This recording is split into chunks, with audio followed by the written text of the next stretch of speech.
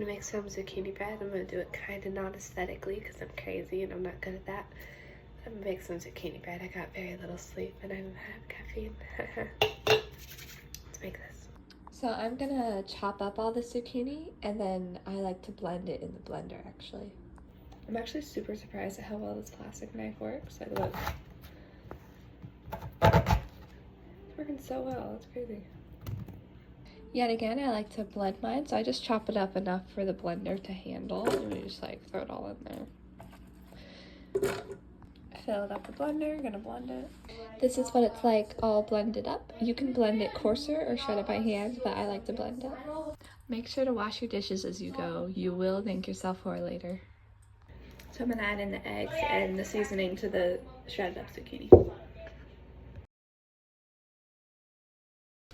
I have cinnamon, baking powder, baking soda, vanilla, sea salt, and I couldn't find nutmeg, but we do have some cloves, so I'll add some of that in there.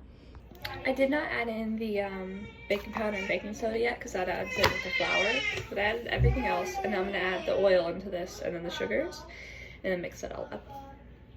I quadrupled the recipe because I have a large family. I can't find a whisk, so I'm using a fork, and it doesn't fit in my mixer, so yeah. It kind of looks pretty though.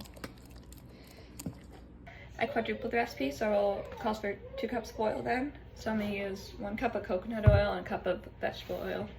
I would use 2 cups of coconut oil, but I don't want to use it all up. Why? We don't have a microwave, so to melt things fast, I like fill a pot. Like I fill like a little pan with water and boil it on the stove, and like, so I'm gonna melt the oil. It's all melted. And I mix that all up now.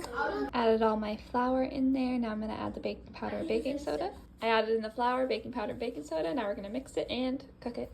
Okie dokie, I finished my batter. Now I'm gonna grease the pans. I'm using 13x9s because they're shallower and they cook faster. Okay, these are going in the oven. I still have enough batter to fill up a few more pans, or at least 1 more.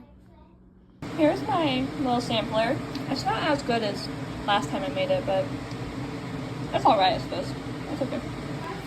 There we go. They're all done.